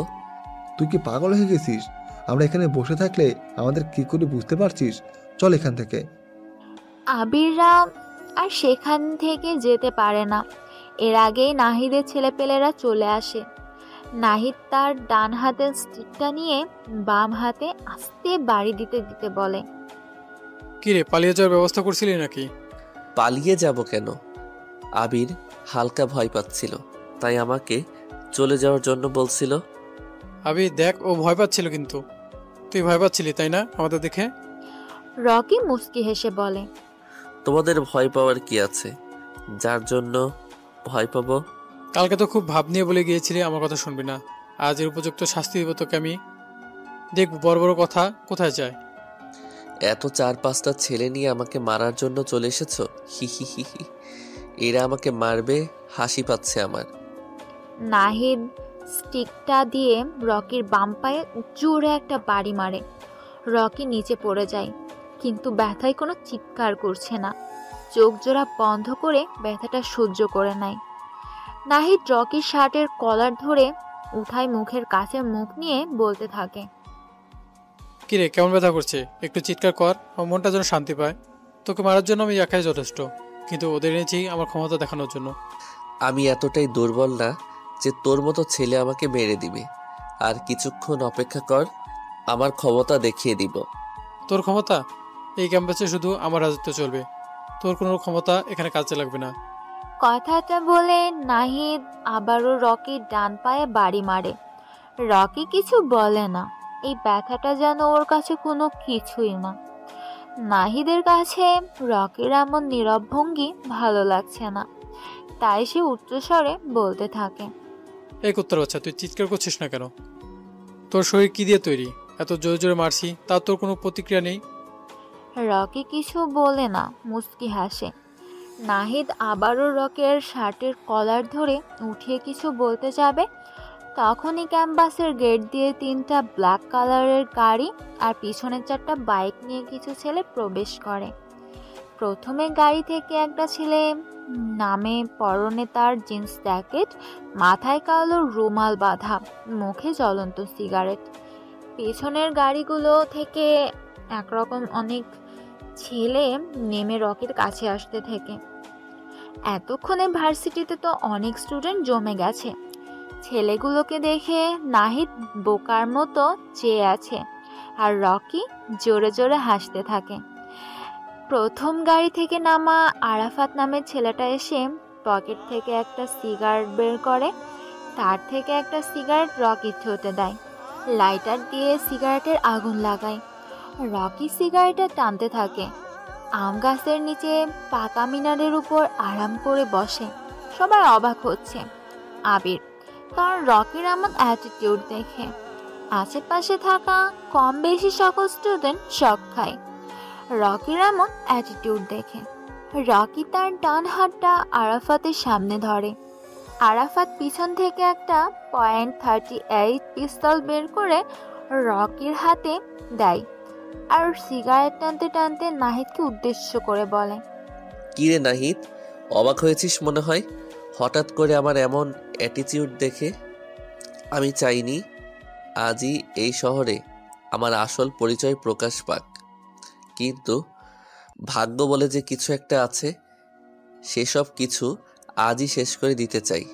তুই তোর বাবার ক্ষমতা দেখিয়ে মানুষকে ভয় দেখাস, কিন্তু আমি আমার ক্ষমতা নিজে তৈরি করে দেখাই, তাও আবার মানুষের ভালোর জন্য। খারাপ, ধনী আর অহংকার দুটোকে আমি সবচেয়ে বেশি অপছন্দ করি। নিজে খারাপ, কিন্তু যে খারাপ কাজ করে তাকে আমার পছন্দ না। আমি কে তুই হয়তো চিনিস না, এমকে নাম শুনেছিস কখনো? আমি সেই mafia king, godfather in Bangladesh. রকির কথা শুনে নাহিদ ভয় পেয়ে যায়, আর যে রকির পা জড়িয়ে ধরে বলে, ভাই আমি আপনাকে চিনতে পারিনি, আমার ভুল হয়ে গিয়েছে, প্লিজ আমাকে ক্ষমা করে দিন। রকি তার জ্বলন্ত সিগারেটটা নাহিদের ডান হাতে চেপে ধরে। নাহিদ ভয়ে ও ব্যথায় জোরে চিৎকার দিয়ে ওঠে। এটা দেখে রকির ঠোঁটের কোণে হাসির ঝলক রেখা বলতে থাকে, কি রে, কেমন লাগে? জ্বলন্ত আগুনের ছ্যাঁকা, আমাকে মারা এত সহজ না। আমি তোকে আজ মারবো না, কারণ মশা মেরে হাত কালো করার কোনো প্রশ্নই আসে না। 2টা স্টিক আর 5-6টা ছেলে নিয়ে বখাটেদের মতো মাস্তানি করা যায়, কিন্তু মাফিয়া কিং হওয়া যায় না। মাফিয়া কিং হতে হলে বখাটে নয়, মাইন্ড গেম খেলতে হবে। মাফিয়া জগৎটাই এমন হয়, মরো নয়তো শত্রুকে মারো। এখানে যে যত বেশি ভালো করে মাইন্ড গেম খেলতে পারবে সে ততক্ষণ বেঁচে থাকতে পারবে। নাহিদ, তুই আমাকে চিনবি কিভাবে? আমি তো কখনো নিজের আসল পরিচয় নিয়ে মানুষের সামনে আসি না। তোকে আজ মাফ করে দিব, তবে তুই গরিবদের দেখতে পারিস না, এই জন্য ছোট একটা শাস্তির ব্যবস্থা আছে। ভাই আমি আপনার সম্পর্কে প্রকাশিত নোবেল থেকে জেনেছি, আপনি অনেক ভয়ানক। আপনার চোখের ইশারায় মানুষের গলা পড়ে যায়। প্লিজ ভাই আমাকে প্রাণে মারবেন না, আমি আপনার সব শাস্তি মানতে রাজি আছি। রকির হাতটা সামনের দিকে বাড়ায়। একটা ছেলে রকির হাতে স্টিকটা দেয়। রকি স্টিকটা হাতে নিয়ে নিচে পড়ে থাকা নাহিদের ডান পায়ে একটা জোরে বাড়ি মারে। নাহিদ জোরে চিৎকার করে, কিন্তু নাহিদকে বাঁচাতে কেউ সামনে আসে না। রকি হাসতে হাসতে বলে, কি রে, স্টিকের বাড়ি কেমন লাগে? ভাই আমাকে মারবেন না, আমার অনেক বড় ভুল হয়ে গেছে, আমার দ্বারা এমন ভুল আর কখনো হবে না, আমাকে ছেড়ে দিন প্লিজ, আমি কারোর সাথে এমন আর করবো না। রকি নাহিদকে আর কিছু না বলে আবিরের কাছে যেয়ে বলে, আবির, তুই এমন ভয় পেয়ে আছিস কেন? আবির ভয়কাতর চেহারা নিয়ে করুণ কণ্ঠে বলে, ভাই আমি আপনাকে চিনতে পারিনি, আপনার সাথে না বুঝে কত কিছু বলে ফেলেছি, আমাকে মাফ করুন প্লিজ। আবির, তুই আমার বন্ধু, ভার্সিটিতে এসে প্রথম তোর সাথেই বন্ধুত্ব করেছি। তোর মধ্যে ভালো গুণ রয়েছে যা ভার্সিটির কারো মধ্যে নেই। আমার আসল পরিচয়টা আরো আগেই তোকে বলতাম, কিন্তু কোনো এক অজানা কারণে সেটা আর বলা হয়নি। আজ আমাকে যেতে হবে, তোর সাথে আবার দেখা হবে। রকি কথাটা বলে ব্ল্যাক কালারের গাড়িতে যেয়ে বসে। ক্যাম্পাসের কম বেশি সবারই রকির প্রতি ভয় সৃষ্টি হয়েছে। রকি গাড়িটা স্টার্ট দেয়, মোবাইলে একটা কল আসে। মোবাইলের স্ক্রিনে স্পষ্ট বোঝা যাচ্ছে সাদ্দাম। রকি মুস্কি হেসে মোবাইলটা কানে লাগায়। ফোনের ওই পাশ থেকে সাদ্দাম গম্ভীর গলায় বলতে থাকে, রকি, আজকে তুমি আমার সাথে দেখা করবে, সেটাও আবার রাতে। রকি একটু ভাবে যে সাদ্দাম তো কখনো ফোন দিয়ে দেখা করার জন্য ডাকে না, তাহলে আজ কি হলো। রকি সাদ্দামকে জিজ্ঞাসা করে, সাদ্দাম ভাই, আপনি তো কখনো ফোন দিয়ে দেখা করার জন্য আমাকে ডাকেন না, তাহলে আজ হঠাৎ এমন করে নিয়ম ভাঙার কারণ কি? ফোনের ওই পাশ থেকে সাদ্দাম হাসতে হাসতে বলে, রকি, আজ তোমার জীবনে গুরুত্বপূর্ণ একটা দিন। আজ আমাদের দেখা করাটা বেশি জরুরি, তাই ফোন দিয়ে ডাকলাম তোমাকে। রকি হালকা অবাক হয়, কারণ সাদ্দাম আজ রহস্যময় কথা বলছে যা রকি নিজেও ব্যাখ্যা করতে পারছে না। তাই সে জিজ্ঞেস করে, সাদ্দাম ভাই, আজ আপনি এমন রহস্যময় কথা বলছেন কেন? জীবনের গুরুত্বপূর্ণ দিন মানে বুঝতে পারছি না। সব সময় দেখে আসছি তুমি রহস্যময় কথা বলো, যার ব্যাখ্যা আমি নিজেও করতে পারি না। আজ না হয় আমি রহস্যময় কথা বললাম, তুমি তার ব্যাখ্যা বের করে চলে আসো। কোথায় দেখা করতে হবে? সেই আগের জায়গায়, যেখানে থাকবে না কোনো তৃতীয় ব্যক্তির আগমন। কথা হবে তোমার আর আমার। চলে আসো, তোমার জন্য সারপ্রাইজ আছে যা তুমি কখনো কল্পনাও করতে পারবে না। রকি কিছু বলতে যাবে, এর আগেই সাদ্দাম ওই পাশ থেকে ফোনটা কেটে দেয়। রকি বুঝতে পারছে না আজ তার সাথে কি হতে চলেছে, তাই সে গাড়ির স্টিয়ারিংয়ের দিকে মন দেয়। সময়টা রাত 11:30। রকি তার ব্ল্যাক কালারের R15 V3টা নিয়ে সাদ্দামের দেওয়া জায়গায় যাচ্ছে। শহর থেকে খানিকটা দূরে জায়গাটা, রাস্তার অবস্থা বেশি একটা ভালো না। রকির বাইকের আলোয় স্পষ্ট বোঝা যাচ্ছে কিছু গাড়ি এখান থেকে গিয়েছে। গাড়ির চাকার ছাপ এখনো স্পষ্ট বোঝা যাচ্ছে। রকি দেখতে পারছে কিছু দূরে কয়েকটা গাড়ি দাঁড়িয়ে আছে। একটা গাড়ির লাইট জ্বলে আছে, যার কারণে সামনের জায়গাটা বোঝা যাচ্ছে। রকির বাইকটা এসে থামে সে গাড়িগুলোর কাছে। আশেপাশে সারি সারি গাছ, পাশে বড় একটা রাস্তা, তার পাশে ছোটখাটো একটা পুকুর। চাঁদের আলো এসে পুকুরে পড়ছে, আর পুকুরের আলো প্রতিফলন হয়ে জায়গাটা আলোকিত হয়ে উঠছে। রকি পরিবেশের অবস্থাটা দেখে সামনের চেয়ারে বসে থাকা সাদ্দামের দিকে যায়। সাদ্দাম একটা চেয়ারে বসে আছে, সামনে একটা ছোট্ট টেবিল, আর ওই পাশে আরেকটা চেয়ার। রকি যে খালি চেয়ারের পায়ের উপর পা তুলে আরাম করে বসে। কারো মুখে কোনো কথা নেই, দুজনের মধ্যে নীরবতা বিরাজ করছে। নীরবতা ভেঙে প্রথমে রকি বলে, সাদ্দাম ভাই, এখানে ডাকার কি কারণ? সাদ্দাম রকির দিকে ভালো করে চেয়ে দেখে। শরীরে বড় একটা কালো কোট, মাথায় বড় হুজুওয়ালা টুপি, মুখে কিছু নেই, শুধু বোঝা যাচ্ছে সাদা মুখে কালো চাপদাড়ি। সাদ্দাম টেবিলের উপর রাখা সিগারেটের প্যাকেট থেকে একটা সিগারেট বের করে তার ঠোঁটে চাপে, লাইটার দিয়ে সিগারেটে আগুন লাগায়, জোরে একটা টান দেয়। সিগারেটের প্যাকেট আর লাইটারটা রকির দিকে ঢিল মারে। সাদ্দাম মুচকি হেসে বলে, রকি, তোমাকে আজ অনেক কারণে এখানে ডাকা হয়েছে। কথাগুলো শুনতে নিজেকে প্রস্তুত করো। রকি তার সামনে থেকে সিগারেটের প্যাকেট থেকে একটা সিগারেট বের করে জ্বালায়, জোরে একটা টান দিয়ে বিষাক্ত ধোঁয়াগুলো উপরে ছেড়ে দিয়ে বলতে থাকে, রকি কথা শুনতে নিজের সবসময় প্রস্তুত রাখে, নয়তো এখনো পর্যন্ত এখানে আসতে পারতো না। আপনি বলতে পারেন কি বলতে চান, আমি শুনতে প্রস্তুত। রকি, তোমার নাক দিয়ে সিগারেটের ধোঁয়া ছাড়ার অভ্যাসটা আর গেল না। আচ্ছা, তুমি আমাকে এটা বলো যে আমার এমপি নির্বাচন করার কি ব্যবস্থা করলে? রকি আবারও নাক দিয়ে ধোঁয়া ছাড়তে ছাড়তে বলে, আমি এখন যেই কথাটা বলবো আপনিও নিজেকে প্রস্তুত করে নেন কথাটা শোনার জন্য। রকি, তোমার সাথে থাকতে থাকতে তোমার মতন হয়ে গিয়েছি, তুমি বলো। সাদ্দাম ভাই, আপনি এমপি নির্বাচন করতে পারবেন না। কথাটা শুনে সাদ্দাম জোরে জোরে হাসতে থাকে আর বলে, আমি জানতাম তুমি এমনই কিছু একটা বলবে। রকি ভ্রু কুঁচকে বলে, আমি এমন কিছু বলবো এটা আপনি জানতেন কি করে? নিজের বাবাকে কেউ নিজের হাতে মারতে পারে এমন সৎসাহস তো কারোই নেই, ঠিক বললাম তো আমি?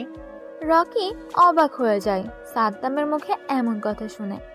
রকি ভাবতে থাকে কিভাবে এটা সম্ভব, তাই সে প্রশ্ন করে ফেলে, সাদ্দাম ভাই, আপনি এগুলো কি বলছেন? রফিক চৌধুরী আমার বাবা হতে যাবে কেন? উনি ভালো মানুষ আর গরিব দুঃখীদের পাশে থাকে, ভালো রাজনীতি করে, তাই তাকে আমি তার সম্মানিত চেয়ার থেকে উঠাতে পারবো না। রকি, তোমার কি ছোটবেলার কথা মনে পড়ে? কোথায় ছিলে? ছোট্ট একটা বসত বাড়িতে থাকতে তুমি, তোমার অসুস্থ মাকে নিয়ে। আর আজ আমি তোমাকে কোথায় নিয়ে এসেছি। চাইলে কিন্তু আমি মাফিয়া কিং হতে পারতাম, আমি তা করিনি। ছোট সেই টোকাই ছেলেটাকে রাস্তা থেকে তুলে এনে বানিয়ে দিলাম মাফিয়া কিং। আর সে আমার হয়ে কাজ করবে না, আমার কথা শুনছে না, তাহলে এতে আমার কি লাভ? দেখেন সাদ্দাম ভাই, আপনার উপকারের কথা আমার মনে আছে, কিন্তু একজন ভালো মানুষকে আমি মারতে পারবো না। এখন যদি এটা করে আমি আপনার কথা অমান্য করি, তাহলে এতে আমার কিছু করার নেই। রকির কথা শুনে সাদ্দাম রেগে বলে, রকি, তোর বাবার কথা কি মনে আছে? ঢাকার টপ ধনী ছিল তোর বাবা, আমার কাছের বন্ধু ছিল তোর বাবা। শুনবি কি হয়েছিল তোর বাবা মায়ের সাথে? রকি যেন বিশ্বাসই করতে পারছে না সাদ্দাম ভাইয়ের কাছে বন্ধু তার বাবা। রকি যেন বিশ্বাসই করতে পারছে না সাদ্দাম ভাইয়ের কাছের বন্ধু বাবা। তবে বুঝ হওয়ার পর রকি কখনো দেখেনি তার বাবাকে। মায়ের কাছ থেকে শুনেছিল তার বাবা নাকি অনেক ধনী ছিল। রকির অনেক জানার আগ্রহ ছিল তার বাবার সম্পর্কে, কিন্তু তার হয়ে ওঠেনি। তার আগেই অল্প বয়সে রকির মা ক্যান্সারে আক্রান্ত হয়ে মারা যায়। শুরু হয়ে যায় রকি টোকাই জীবন। বসতির কিছু ছেলে সাথে মিলে বোতল টোকাই করত। রকি যখন 10 বছর বয়স তখন থেকেই সাদ্দামের সাথে পরিচয়। আজ মাফিয়া কিং হওয়ার পিছনে সাদ্দামেরই অবদান আছে। রকি একটু আগে আবেগময় হয়ে সাদ্দামকে উদ্দেশ্য করে বলে, সাদ্দাম ভাই, আমার অনেক জানার আগ্রহ ছিল কে আমার বাবা, কি আমার পরিচয়, কিন্তু এখনো তা জানা হলো না। আপনি এখন আমাকে সব বলবেন। সাদ্দাম মুচকি হেসে বলে, তোর বাবা ছিল এই শহরের টপ ধনীর মধ্যে একজন। আমাদের মধ্যে বন্ধুত্বপূর্ণ সম্পর্ক ছিল। ভার্সিটিতে থাকতেই আমি একটা মেয়েকে ভালোবাসতাম, কিন্তু সেই মেয়েকে আমি নিজের করে পাইনি, কারণ শুধুমাত্র একমাত্র তোর বাবা। আমি সেই মেয়েকে ভালোবাসতাম, তোর বাবাও সেই মেয়েকে ভালোবাসত। মেয়েটা ছিল গরিব, তাই মেয়েটাকে কেউ মেনে নেয়নি। বাধ্য হয়ে তারা দুজন পালিয়ে গিয়ে বিয়ে করে। কিছু বছর পর তুই পৃথিবীতে আসিস। তোর বাবা মার সম্পর্কটা ভালোবাসায় পরিপূর্ণ ছিল, যা আমার সহ্য হয় না। তাই একটা গেম খেলে তাদের সংসার ভেঙে দিই। তোর বাবা তোকে তোর মাকে বাড়ি থেকে বের করে দেয়। আমি গিয়েছিলাম তোর মায়ের কাছে, কিন্তু সে আমাকে ফিরিয়ে দেয়। তোর সম্পর্কে আমি সব জানতাম। চেয়েছিলাম তোকে একদিন মাফিয়া কিং বানাবো, আমার হয়ে কাজ করবি তুই। তোকে দিয়েই তোর বাবাকে মারতে চেয়েছিলাম আমি, কিন্তু তুই তাকে মারবি না, তাই আজকে তোকে এখানে ডাকা। রকি এতক্ষণ মন দিয়ে সাদ্দামের কথাগুলো শুনছিল। রকির হাতের সিগারেটটা পুড়ে প্রায় শেষ, তবুও রাগে সে জ্বলন্ত সিগারেটটা হাতে চেপে ধরে আছে। সামনে থেকে সিগারেট পকেট থেকে আর একটা সিগারেট বের করে টানতে থাকে। এভাবে বেশ গম্ভীর গলায় রকিকে বলে, আমার বাবার নাম কি, কি তার পরিচয়? বাবার সম্পর্কে জানার আগ্রহ অনেক। তোর বাবা হচ্ছে এই শহরের এমপি রফিক চৌধুরী, যাকে মারার জন্য তোকে বলেছিলাম। সাদ্দামের কথা শুনে রকি বসা থেকে উঠে দাঁড়ায়। পিছন থেকে একটা পিস্তল বের করে সাদ্দামের দিকে তাক করে। সাদ্দাম রকিকে কিছু বলে না। সাদ্দাম টেবিলের উপর হালকা ভর দিয়ে সিগারেটের প্যাকেট আর লাইটারটা নিয়ে পকেট থেকে একটা সিগারেট বের করে ঠোঁটে লাগায়। মুচকি হাসে, কিন্তু কিছু বলে না। রকি অবাক হয়ে সাদ্দামের এমন নীরবতা দেখে। রকি শত্রুকে সামনে রেখে সময় নষ্ট করতে চায় না, তাই সে ট্রিগারে চাপ দিবে। এমন সময় কেউ পিছন থেকে শক্ত কিছু দিয়ে রকির মাথার পিছনে আঘাত করে। রকির হাত থেকে পিস্তলটা পড়ে যায়। ডান হাতটা মাথার পিছনে চলে যায়। মাথায় ফেটে রক্ত বের হচ্ছে। রকি নিচে পড়ে যায়। সাদ্দাম হাসতে হাসতে রকির মাথার কাছে নিচু হয়ে দেখে রকির শ্বাস এখনো চলছে। সাদ্দাম বসা থেকে উঠে দাঁড়িয়ে সিগারেট টানতে টানতে বলে, কতগুলো খুন করে মানুষকে ভয় দেখিয়ে আসল মাফিয়া কিং হওয়া যায় না। আসল মাফিয়া কিং হতে হলেই মাস্টারমাইন্ড থাকা লাগে। বুকের ভেতরে সাহসের প্রয়োজন হয়, যা এই রকির ভেতরে নেই। তোকে পাহারা দেওয়ার জন্য পালা কুত্তার প্রয়োজন হয়, কিন্তু আমি একাই 100। রকি কথাটা বলেই নিচে পড়ে থাকা পিস্তলটা হাতে পরপর 5টা গুলি করে। আশেপাশে দাঁড়ানো বডিগার্ডগুলো কারো বুকে কারো কপালে লেগে যায়। সাদ্দামের পাশে থাকা 2টা ছেলেগুলো করতে যাবে, এর আগে রকির পিস্তল থেকে 2টা বুলেট বের হয়ে 2টা বুলেটে যেয়ে তাদের কপালে লাগে। সাদ্দাম এগুলো দেখে ভয় পেয়ে যায়। সাদ্দামের হাতে থাকা অর্ধেক পুরা সিগারেট মাটিতে পড়ে যায়। রকি এক লাফে নিচ থেকে উঠে চেয়ারটা টান দিয়ে পায়ের উপর পা তুলে বসে একটা সিগারেট জ্বালায়। সিগারেটের বিষাক্ত ধোঁয়াগুলো নাক দিয়ে ছাড়তে থাকে। রকি দেখ, সবাইকে শেষ করলেও আমাকে তুই শেষ করতে পারবি না, কারণ তোকে আমি এতটুকু পর্যন্ত নিয়ে এসেছি। তুই আমাকে মারবি না। সাদ্দাম যেন কথাটা শেষ করতে পারছে না, এর আগেই রকি একটা গুলি করে। বুলেটটা যেয়ে সাদ্দামের ডান পায়ে লাগে। সাদ্দাম ব্যথায় চিৎকার দিয়ে ওঠে। রকি হাসতে হাসতে বলে, মাইন্ড গেম তুই খেলতে পারিসনি। তুই আমাকে নিয়ে মাইন্ড গেম খেলতে যে আমার মাইন্ড গেমের গুটি হয়ে গিয়েছিস। আমার মা মরার আগে বলে গিয়েছিল একটা বেঈমান আমাদের সুখের সংসার ধ্বংস করে দিয়েছে। তার নাম সাদ্দাম খান, ঢাকার ছোট একটা রাজনৈতিক দলের লিডার। তখন বেঈমান কি এটা বুঝিনি, শুধু সাদ্দাম নামটা মনে রেখেছি। পৃথিবীর যেখানে থাকুক তাকে খুঁজে বের করে মারাটা আমার টার্গেট ছিল। কিন্তু 10 বছর বয়সেই তোর সাথে দেখা, চেয়েছিলাম সেখানেই তোকে মেরে দিব, কিন্তু তা করিনি। তোর একটা অফারের কথা শুনে নিজের মাইন্ডটাকে শান্ত করে মাস্টার মাইন্ড গেম খেলতে থাকি। আমি যার হাতে তৈরি তাকে আজ নিজ হাতে মারব, আমার মায়ের মৃত্যুর প্রতিশোধ নেব। রকি, তুই আমাকে মারতে পারবি না। কারণ তোর একটা দুর্বলতার জিনিস আমার কাছে। যার হারানোর কিছু নেই তার ব্যাপারে সতর্ক থাকো। আমার দুর্বল কোনো জিনিস নেই। মনে করে দেখ, ভার্সিটির একটা মেয়ে, নাম মনে হয় মিম। তুই মেয়েটাকে পছন্দ করিস, মেয়েটাও তোকে চিনে না, তোর জীবনের কোনো দুর্বল পয়েন্ট নেই, কিন্তু পছন্দের জিনিসটা তোর মন কেড়েছে। এটা তোর একটা দুর্বল পয়েন্ট। মেয়েটাকে নিবি নাকি আমার কাছে ছেড়ে দিবি? রাজি